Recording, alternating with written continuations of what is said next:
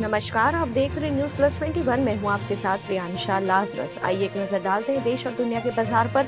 News plus 21 का exclusive bulletin बाजार हलचल में। ट्विटर खरीदने के बाद 75% एम्प्लॉइज को निकाल देंगे मस्क। खबर सामने आने पर ट्विटर ने स्टाफ से कहा, कंपनी का छटनी को लेकर कोई प्लान नहीं। बीती दिवाली से अब तक 70% आईपीओ से मुनाफा। एक साल में कंपनियों ने जुटाए 95,000 करोड़। अक्टूबर से पहले हफ्ते 18% बढ़ी लोन डिमांड।